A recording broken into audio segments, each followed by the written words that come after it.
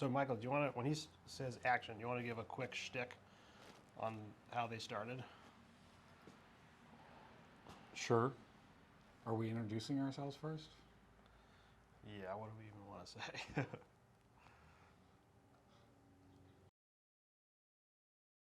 All right. So, welcome to the first episode of Real Brewers, Real Beer, Real Reviews, hosted by Bramlin Cross Brewing here in our manufacturing facility in Lunenburg, Massachusetts. My name is Michael Shields, and I am the co-founder and COO of Bramlin Cross. And I'm Dan Marlett, brewer. And we're reviewing today Maine Beer Company's two offerings. They're really similar to us in the fact that they started out as a one barrel, two boys, one barrel of beer. And what are they up to now? 30 barrels. Goals. So, yeah. Someday we'll get there. But they, as he said, they're very much like us. They started out in their garage and started out with a small number of offerings and worked their way up much like us. So shall we just jump in? Which one you want? Oh, all right. So this is the beer, their original flagship beer. It is called Peeper. It was originally called Spring Peeper, and it's a pale ale. You want pour? Sure.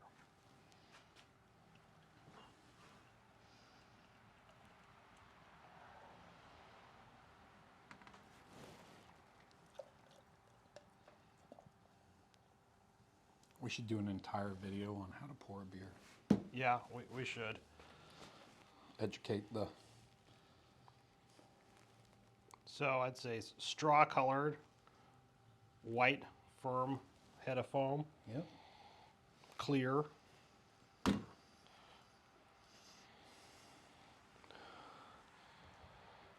Only a slight amount of haze in there, but yeah. Very nice.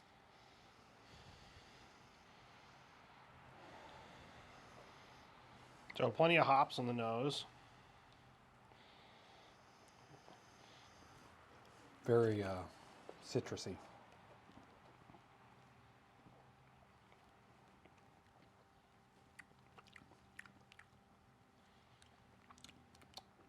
So I'd say very dry, medium body to light body, but dry, crisp finish. Hops are very citrusy. I would say these are some of those newfangled hops. Think so? I'd say Citra, Yeah, I was definitely going to say Citra. possibly Nelson Sauvin. It's a little bit higher carbonation than your standard pale ale, I think, though. Yeah, that's almost like Saison or Grisette levels. Yeah, yeah. And that helps to bring out the citrus of the hops. It amplifies the flavor and makes it much stronger. Should have poured a smaller pour. Yeah, now you're going to have to drink the whole thing. Yeah, I would say it does not remind me of a pale ale in terms of mouthfeel. It's too light, too crisp. This is more like a farmhouse or a Saison or a Grisette. And I definitely would say for this time of year, this is not a beer that I would go out and be drinking. I'd mow the grass for this. Do you kidding me? Are you mowing the grass in October here in New England? I'd rake leaves with this. I mean, it's very drinkable. Yeah, it definitely is. I didn't check the alcohol. I'd say under 5. So let's see. Let's pull up their list of ingredients for this beer. It's 5.5. It is 5.5, yes. And it's a drink fresh. So this beer was brewed August 3rd. So I would like to say we were not even close on hops. On hops? Okay, what are the hops? Amarillo, Cascade, and Centennial. I can see the Cascade. I think the Centennial's definitely in the background. Could probably almost do it without it. So that's actually interesting. I wonder if Amarillo, Cascade, and Centennial mixed together taste a whole lot like Citra. Could be. Now, what's a real shocker to me is the malt profile. It has crystal malts in it? What? It has Carapils, Vienna, and then red wheat. So this must have been mashed very low. Yes. Yeah. because the color is definitely, I mean, the primary malt is American two-row, so that's not surprising. But I am impressed that there's Vienna in here. Well, I would drink it again. Yeah, I would too. That is nice. Now I gotta chug this beer. You can edit that out. Don't make me laugh. Sorry, 1 second. I'll pour small pours. It's a good beer though. I like it. I definitely get it again.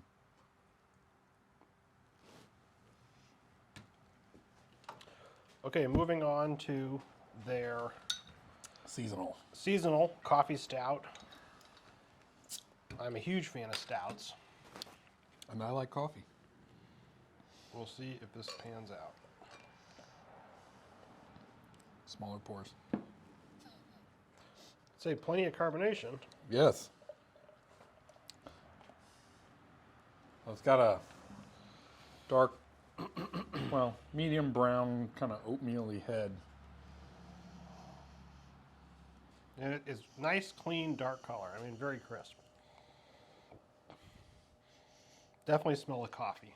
It smells almost like espresso. It does. It smells like That's good coffee. So really it's not good. it's not that astringent coffee smell that you get when you really use heavily roasted malt. So they probably used actual coffee. Yeah, this is very, very nice coffee smell.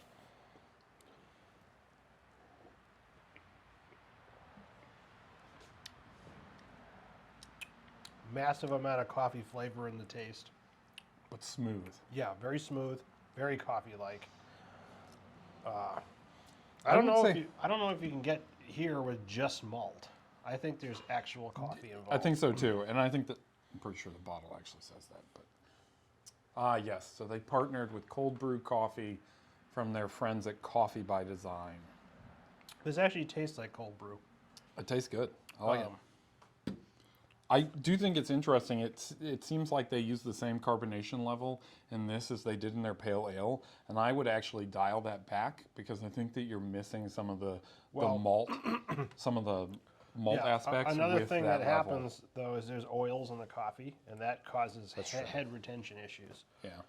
And you can already see it's getting kind of like the foam is acting weird on this. I mean, I'll suffer it for the taste. I also think that because the cold brew is added in there, the body's thinner than most stouts I'm used to. Yeah, it's not nearly as malt. It doesn't have as strong a malt backbone to it. What kind of hops do you think they got in here? It's hard to tell. The coffee is so overwhelming. I mean, I would guess one of the 3 C's, like Columbus. Columbus. I could see that. Let's find out, shall we? Possibly Mount Hood. Apologies, I have to look it up.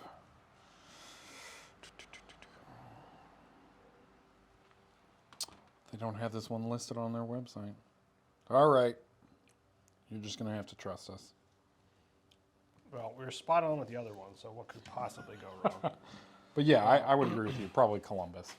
If I'm being nitpicky, I would say I would dial back the amount of coffee in there just to bring the rest of the beers into balance. It's very predominantly coffee. Not that that's a bad thing. It is a coffee stout, but you could bring more of the stout to the table. Yes. Yeah, Still I agree. very drinkable. I didn't check the alcohol in this. I'm guessing 5.6%. That's good. It's decent. Yeah. It's a drinkable beer. I mean, it's definitely something that I'd want more than one glass of if I was drinking. Yeah. And I could easily do. It's their seasonal right now, so I suspect it is only available for the fall. Very delightful. Yeah, very good. Good job. Excellent. Well, 2 beers, two good ones. I think it's 2 thumbs up from us. Indeed. So if you like our video, like it, subscribe, comment. We're looking for suggestions on what beers we should review next. In our next video, we will definitely make sure to bring in one of Bramling Cross's beers. And yeah, so come back and check it out. Thanks, guys. Thanks.